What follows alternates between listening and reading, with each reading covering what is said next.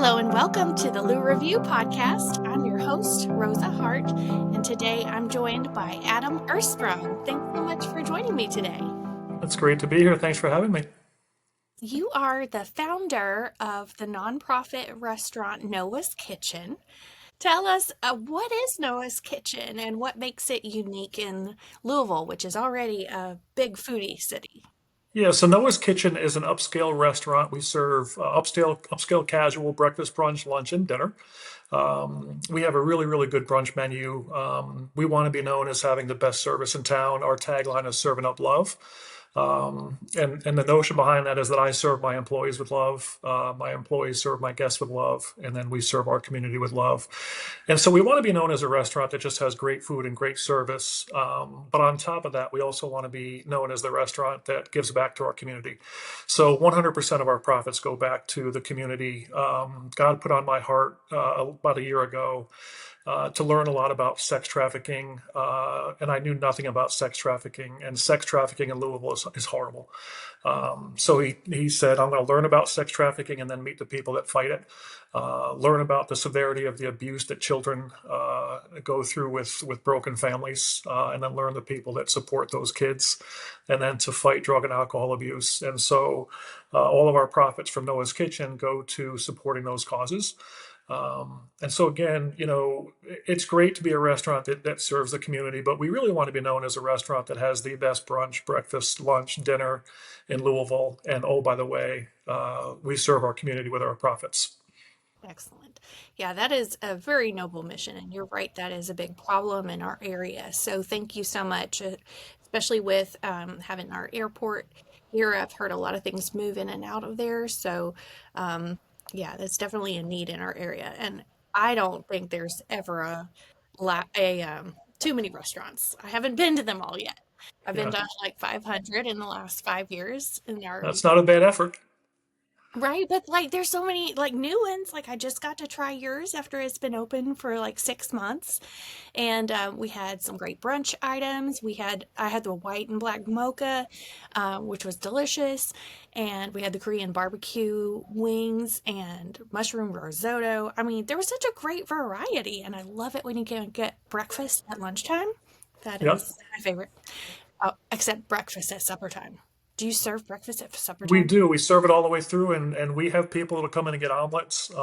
We just introduced about a month ago a real good dinner menu at first. When I first opened the restaurant, I thought my breakfast, brunch, lunch could carry into dinner. But then it became apparent that we need to add some really significant dinner items, typical dinner items like a seared chili and salmon, braised pork, pork shank, and some other items like that, lasagna and things that people typically have for dinner. But we still have a lot of people come in and have omelets and chicken and waffles and those types of things for dinner as well. So, Adam, you have a lot of restaurant experience already before. Yeah, so I was in corporate America my whole life. My previous life, I say I reinvented myself when I was 52. I worked for Coca-Cola and Diageo. And then at 52, I got called into the restaurant business, working for Waffle House. So I got recruited in to fast track myself up to running 400 stores for the CEO and reporting to the CEO. And in that fast track process, I started working for a 21-year-old kid at the age of 52, learning the restaurant business from the ground up as a manager trainee. Then I worked for a 22-year-old kid. Then I worked for his twin brother who was 23. And then when I was about to get promoted to VP, my boss came to me and said, "Adam, I think you could do more." And so I think I really was called into the restaurant business. I think God had a plan for me to learn the restaurant business. Then I went to Steak and Shake as a franchise partner and, learned a lot more about how to build a real team. And I just learned that the more I love my people, the more I love them as people and support them as individuals, not just employees, and support their families. They started giving back to me. I poured into them and they poured back to me. And, that's really the magic ingredient to me in the restaurant business is just to love my people. And I don't do it for selfish reasons. But I found that the more I love them, the more they love me back. And, I get comments left and right about our employees and people. Just today, a guy came in and said, "Adam, I can just feel something different when I walk in this restaurant. It just feels different. Your employees don't feel like they're being nice because it's their job. They feel like it feels like they're being nice because they're doing something bigger than themselves." So, yeah, it's pretty special what we have going on. Yeah, and my mom always told me if you want to have a friend, be a friend. Yeah, So you're right that yeah, that reciprocity is so important. And I think in our age of loneliness that we're in, that feeling that sense of connection is more important than ever. And you hmm have something interesting that they say a lot of Gen Z, especially, are more likely to want to work for a place they believe in. And not only do they not want to tolerate some of the BS that millennials or especially Gen X or boomers were like taught to tolerate, but they also want to believe that they're making a difference and they believe that it's possible to find places. So thank you for creating a place yeah. that they can believe in. And I think that's absolutely true. Like when I got there, I felt that difference immediately. I had just been, where had I been? There was some place I was at where it felt so forced, the way that people were being polite in just a very forced way. Not There's natural. no It other way. wasn't natural. Yeah. Unnatural. And I was just like, I never experienced such unnatural hospitality. hmm And so it was very refreshing to come in Noah's kitchen and it feels so just warm and authentic. Um, so how did you learn about the sex trafficking industry in Louisville and what made you aware of that as a need?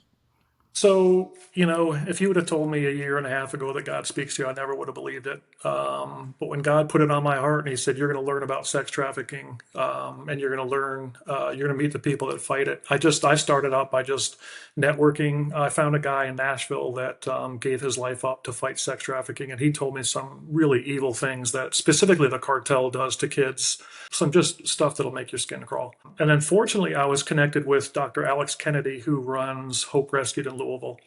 And he and I we went to coffee, hit it off immediately. And I knew immediately that this is an organization I want to work with. And so his wife, she's in her mid 20s. His wife was sex trafficked at the age of 4.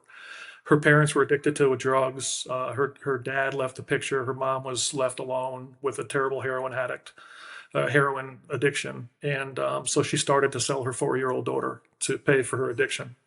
So she was sex trafficked from the age of 4 to 14.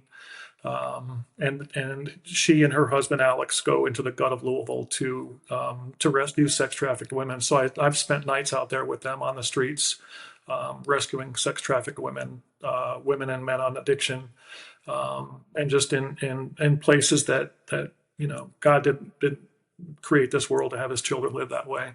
And so Hope Rescue is dedicated to saving as many as they can off the streets. And a lot of times they're not ready to come off the street, so they're kind of in their zone. But when they're ready to come off the street, we have a place for them to go and a place for them to recover. And I learned a lot with Alex. But I've met in the last year dozens of people that are in the anti-sex trafficking space, and learning from them, and then actually meeting sex trafficked victims. It's a dark place. So um, yeah, and that's why God put it on my heart. Yeah, and I really appreciate you shining a light on it, raising awareness about it, and then also I believe the profits from the restaurant go to support that and a few other nonprofits. Is that right? Yep. So Hope Rescued, we support Refuge for Women, which is where it's one of our partners with Hope Rescued that we bring women into recovery. Prisoners Hope, which deals with incarcerated men and women, and some of which have been sex trafficking offenders, and that want to come out of that darkness. Go Ministries, which plants churches. Love the Ville. Kind of missing one more. Oh, one of my best, Sunrise Children's Services, which really does a lot of work for abused kids, a lot of sexually abused kids, and there's a lot of trauma in their lives that they need to recover from. Definitely, and that's not a quick fix at all. It's So, not. um, you're right that they need a lot of ongoing support. It's not a one Mhm. and done situation. So, Yeah. So what I learned with the abuse, the kids that are abused, it's at least a year for them to learn a new normal. And the one example that I was given was a kid who was crying his first 2 weeks in rehabilitation, and he was just crying. He wanted to go back home, and that was his normal. And where home was for his normal, his parents they made fentanyl and were addicts. I'm sorry, meth.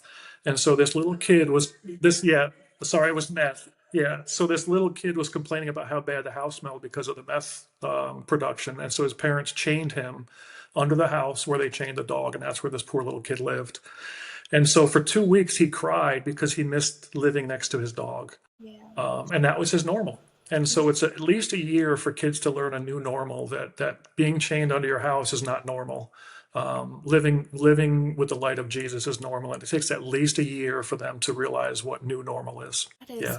incredible. I know my kids get really attached to our dog, and if I leave town, then I hope they're happy to see me. But when we leave town together, I feel like they're missing the dog way more than they ever miss me.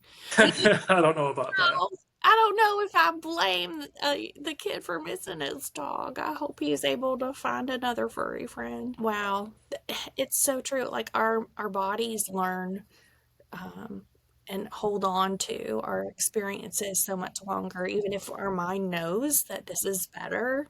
That's Yeah, that's you hold up to what's comfortable. And the same thing with sex trafficked women. A lot of times they think their trafficker is the first person that ever loved them. And it's all manipulation. And they stay with that trafficker because, oh, this is the first person that has ever said he really loves me. And they hang on to that guy because they think, oh, nobody else will love me. And that's what we do at Hope Rescue. We help them understand that this isn't love. Let us show you what real love looks like. yeah. And was one of the organizations related to adoption? Sunrise Children's Services. Yep. So they have six, I think seven now facilities throughout Kentucky that rehabilitate severely abused kids. But I think we're at the 700 mark for adoptions, and we do a lot of work with foster care as well. Yeah. That's so awesome. Wow. I've met so Yeah. many families who have adopted in Louisville. There's so many kids out there, that I always want to encourage people to adopt if they can, but I know it's always challenging if the Hmm. kid has had some of these more traumatic experiences. And so Yeah. it's And very, those kids deserve a father and mother that love them. yeah, They for sure. really do. So, I think a lot of people are hesitant to adopt when someone has been through a lot of trauma because they don't know if they're going to be able to deal with it, right? Yeah. So, I didn't know if you'd had any experience with people who have already done that and maybe what feedback from them about what was helpful. Yeah, I think that there's never a guarantee, right? So, I have a friend who was in the adoption process, and he was with a young man who was tough. This kid had a lot of abuse. He had a lot of psychological issues, and it's not a guaranteed easy path. Um, but when you look at these kids who have never had the love of a father, who have been abused, who have never had what a lot of us grow up with. I think sometimes, and I want to adopt myself. I need to get married first, and I need to have a stable home, and I want to adopt. But for me, it's when we're given so much, we're so blessed in so many ways that for these kids that have never felt love, take that chance that yeah, it might not be easy. But you might take a kid who, a lot of kids that grow out of foster care end up in prison, incarcerated, or dead.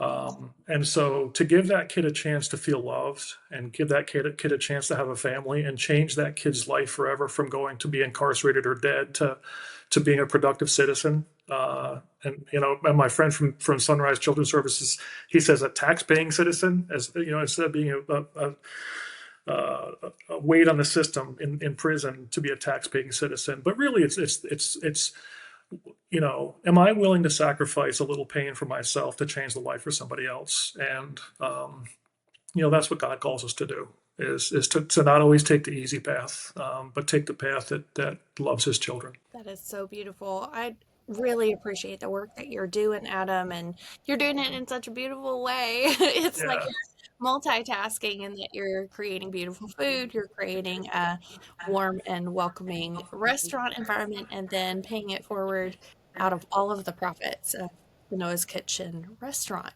So, where do you want to see Noah's Kitchen go from here? Like, if someone's listening to this a year from now and they're just finding out about Noah's Kitchen because they're the last to know, because Yep, everybody's going to know about Noah's Kitchen now. that's the goal. What do you want them to know about it? What do you want to see happen with Noah's Kitchen this time next year?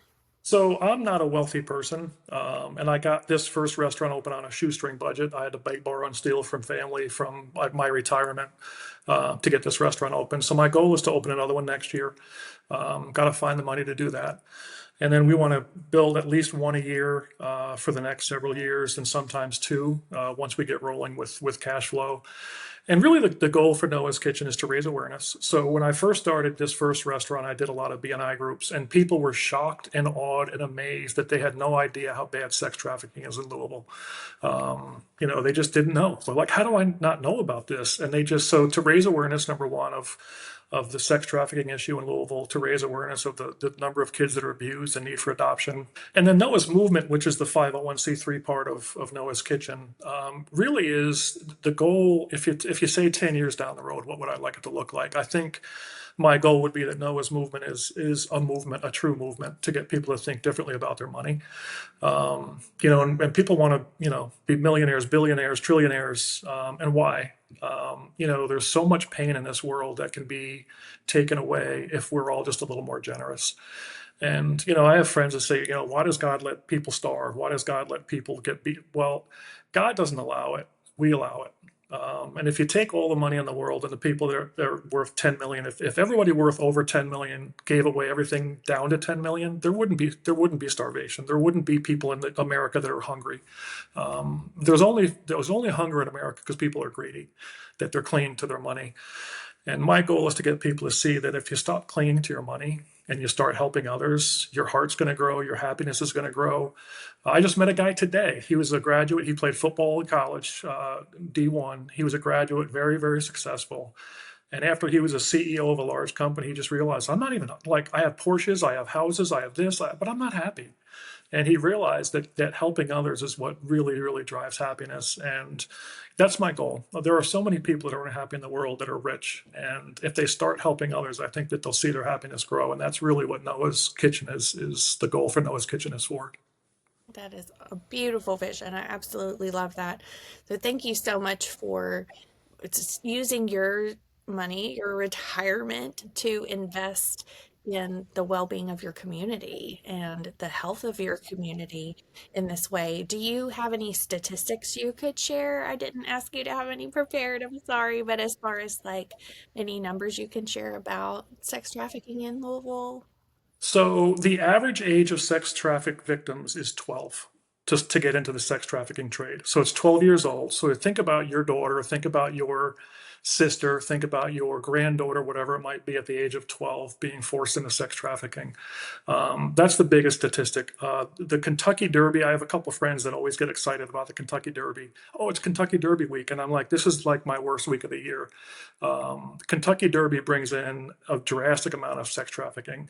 It's the number two sex trafficking event in the U.S. and this, for the year, Super Bowl being number one.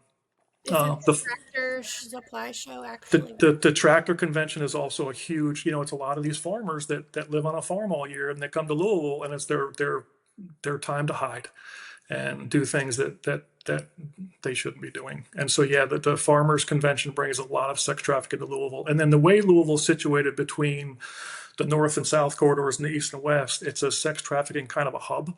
So a lot of girls are moved through Louisville, and it's just a horrible, horrible situation.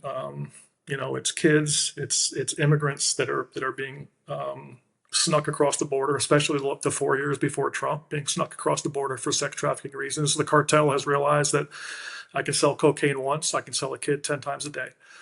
And it's horrible. It really is tragic what goes on in the dark that most people don't know about. Yeah. Well, thank you for shining a light on that. And so, can you tell us where to find Noah's Kitchen right now and how to get connected with your mission? So, yep. So Noah's Kitchen, if our website is eatatnoahskitchen.com. We're located at 9850 Von Allman Court on the east side. So it's right in front of Cabela's. There's a strip mall in front of Cabela's and Costco. And we're in that little strip mall. World of Beers on one side, we're on the other side. Again, we're open for breakfast, brunch, lunch, and dinner. We have a great coffee program with Sunnergrass Coffee. So if you want to come just have a cup of coffee, it's a great place to just come in and relax. And our staff really is, our tagline is serving up love. And I would be very, very surprised if somebody walked through our doors and said, you know what, I don't feel that here. I just, I don't feel like they're serving up love here. I would be very surprised if not every customer came in and said, man, there's something special about that staff. I'm really blessed. So. And would you recommend people get reservations? I know I made a reservation. Is that preferred or? Yeah, reservations per we have reservations up to 40% capacity, so definitely reservations, especially during lunchtime. Our dinner business is growing, so you don't need dinner reservations as of yet, but I'm hoping that's going to change pretty soon. I mean, if somebody's listening next year, they might need reservations. That's the goal. Next year, that you're gonna have to have reservations 7 days a week, breakfast, brunch, lunch, and dinner.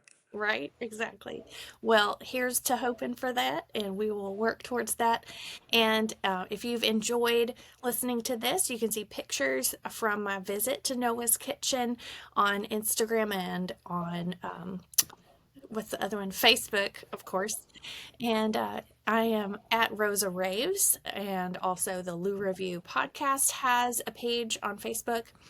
You can also find us at loureview.com if you want to learn more about the nonprofit work of the Lou Review podcast. And I will see you in the next episode. Thanks so much, Rosa.